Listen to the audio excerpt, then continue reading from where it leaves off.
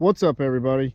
So it's another Saturday doing projects around the farm, and was out here using the mini excavator today, and had been wanting to get a review video on this, and just been too busy to do it or had other things going on, but had it out here for a few hours today doing a couple of little projects around the house with it, and just wanted to talk about it for a minute. Put this out there if there's anybody out there that's interested in buying this size of machine. Just wanted to talk about it for a few minutes and talk about this specific machine, and what its likes, dislikes, capabilities. So this is a 2011 John Deere 35D. I bought this in 2 years ago, right at 2 years ago. I think April next month will be 2 years ago that I bought this with Kelly. We bought this together. Quite a bit of the equipment you see in the videos, this and the skid steer, I own in conjunction with Kelly, but the Kubota, the farm tractor, that's his, though I use it quite a bit around the farm. But I own this with Kelly, and the skid steer I own with Kelly. So this is ours, and we bought this 2 years ago. Bought this from a used equipment dealer in Winder, Georgia. Earthworm Outdoors in Winder. If you're out that way or in the Atlanta area, Winder's about 30 miles outside Atlanta, kind of between Atlanta and Athens, out that way. If you're in the Georgia or Atlanta area and are looking to buy a piece of used equipment, they're a pretty good place. They gave me a pretty good deal on this piece of equipment. So it's a 2011, bought it in 2016. I believe when I bought it, it had about 2,200 and some change hours on it. I just hit 2,600 today, a little over 2,600. I think I said 26.8 or something like that on it, roughly speaking. So had to do a few things to it when I bought it. It did not come with this thumb. That was not original, so that thumb was added on shortly after we bought it. The local John Deere dealer, Flint construction and forestry, over here in Aner, South Carolina, put that thumb on for us. That's the original bucket that it came with. It has been repaired a couple of times, and it is looking pretty kind of rough. It's got, I can see that crack. Yeah, there's a crack down there in the bottom of it, but it's still working fine. Do need to try to fix that at some point, but it hasn't really affected the performance of that bucket. But this is the bucket that it came with. Since I've had this machine, I've bought 2 more buckets. I'll show you those. They're right over here underneath the shed. I bought both of these buckets used from a guy off of Facebook Marketplace. So I bought this 12-inch bucket here, a little trenching bucket, and I bought this, I think this is a 30 or, yeah, I think it's a 30-inch bucket. Smooth edge bucket, no teeth on this. The guy I bought this from, he dug pools for a living, and he'd only ever used that 12-inch bucket, he said, on like one project. He bought it to put in some pipe or something like that, and used it once and never had a use for it. And actually he had a John Deere 35G and actually ended up selling it shortly after that. He bought this bucket and didn't have any use for it, and sold it to me. So I got both of these buckets used. He'd gotten a good bit of use out of that one, but it's still, I mean, it's in very good condition. I don't think he had his machine very long, so I mean, they're in both in immaculate condition. I bought both of these for, like, together package deal, 800 bucks, and these together, both of these buckets together, are probably close to 2,000. I think he said that one brand new was 800 or close to it. So I had a great deal on both these buckets. So both of these buckets have helped me do quite a few projects around the farm. A couple things about them: that bucket is great for digging up stumps. Really good. If you see my earlier video, I'm using this bucket. The reason why is because it's narrower, you get better cutting force getting into the ground, and you don't disturb quite as much of the ground around the stump. You're basically able to cut both sides of it, and then around the back, and just pop them right out of the ground. So that bucket is great for stumps. This bucket is pretty good for grading, though it's a little heavy. Honestly, I think it's a little oversized for that machine, especially if you're doing something heavy like wet sand or wet mud. It can make the machine a little unstable when you reach the arm out all the way. So I do like that bucket, though I think it's a little too big. The other thing I have, I'll show you guys this thing too. It's in the ground, but this, if I could get it out, maybe I'll do another video on that thing later, but that's a root rake. I'll get it out of the ground later. The reason it's in the ground is because that's the only way it can kind of sit there and I can actually hook up to it. I'll do another video on that thing later. It's really cool. So we'll come back to that. Okay, so back to the machine. Another thing about it is I got this 4-way blade on it, so it goes up and down, and then it also goes left to right. I wasn't originally planning on getting a machine with a 4-way blade, but they had this machine, and I was like, oh, okay, that's kind of a cool feature, whatever. Since I've gotten it, I've really liked the 4-way blade. It's really cool for doing, because I use the blade a good bit for projects around the house, and having that the ability to angle it in certain ways when I'm grading things around the house or out in one of the fields is really handy. The only thing about it is if you're digging really heavy stuff, it tends to put, I'll move this dirt here, it tends to put a lot of stress on this pin and the bushing in there. As a matter of fact, I've actually have to replace the bushing in this. It's and that one right there, they're kind of loose, so it tends to put a little bit of stress on this. You have to make sure you keep this blade straight at all times. It also makes it stick out a little further out away from the machine, so if you're doing a lot of close digging close up to the machine, it's going to limit your ability to be able to do that. The straight blade is a little bit closer up to the machine. So a couple things to think about. I do like the 4-way blade, and if I end up buying another machine, definitely will want to have another 4-way blade. Really like that. A couple other things. One of the design features that I really like about this machine is that if you'll notice right here, this is a single pin king post on this machine, so that it's just one single pin that runs all the way through here and connects to this coupler right here for the rest of the boom in the cylinder. This is just one pin all the way through here. A lot of the bigger manufacturers that you see, Caterpillar, Bobcat, Kubota, Takeuchi, all have double pins here. So you have a pin here, and then you'll have a space, and you'll have another pin down here. But the John Deere's or Hitachi, because it's basically made by the same company, Yanmar, and I think Komatsu as well, they have this single pin design. I really like this because it allows for a bigger bushing in this post here, in this around that pin, and I think it just gets better life, and it's just a more sturdy design, I think.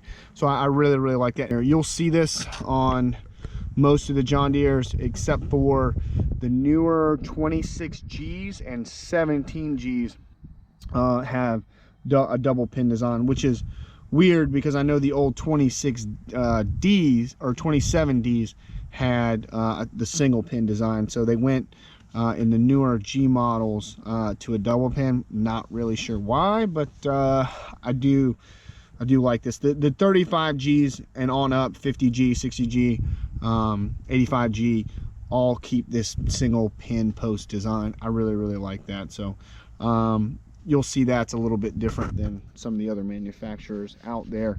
A couple other things with this. So not going to go into all that stuff up there. If you run excavators, or I'm sure you know about all that stuff. It does have auto idle, which I really like as well. It's 2-speed. Also, the auto idle is a pretty cool feature.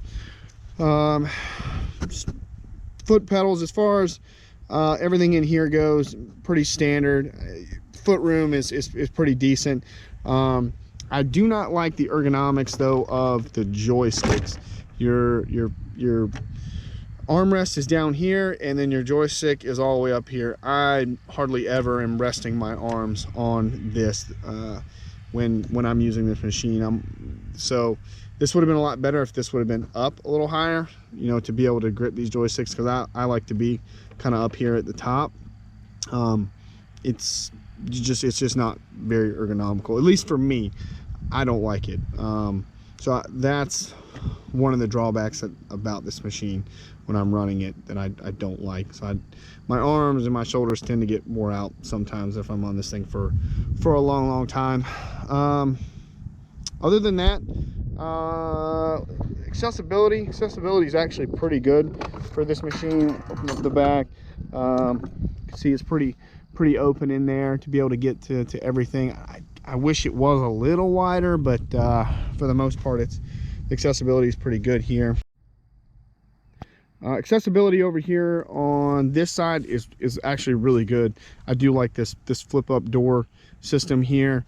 Hydraulic tank is here, and I really like this gas tank here. It's very easy to fuel. It's very easy to get to with a fuel can, or with a if you're at the pump. I really like this here. It's just very easy to get to. So batteries right here as well. It's easily accessible, though it's kind of a pain in the butt to change to get out of here. So wish there would have been a little bit better design on that, but I haven't had to change it. But I was looking at it the other day and I was like, that's going to be a pain in the butt to have to change. But everything else about it, it's very easy to get to your hydraulic tank. It's also very easy to get to your fuel. Those would be the two things as far as fluid wise that you'll be dealing with on a daily basis. So I really like that as well. Couple other things. One thing I don't like about this machine is this quick connect. So it does have a quick coupler design on it. It's a wedge coupler, so your bucket basically forms around this wedge, and then it connects back in here with this bar here, and then it's held in place with this bolt. This can be a pain sometimes to deal with. You got to get off the machine, take this thing out, unbolt it. It's fairly easy to use, but this tends to wear out in here. And as a matter of fact, this bucket, because it's been used so much, is starting to wear a little bit around this and this is starting to wear as well. We actually had to add a little weld here to keep it tight, but I think there could have been some better designs on this, and they're still using this, even though some other manufacturers have gone to using either electric or hydraulic quick connects. John Deere still, I think, behind in that regard in their quick connect design, with this having to get out and do that. So not my favorite thing about this thing, and having to change buckets or implements on it, but that's kind of minor. But one thing I wish they would change.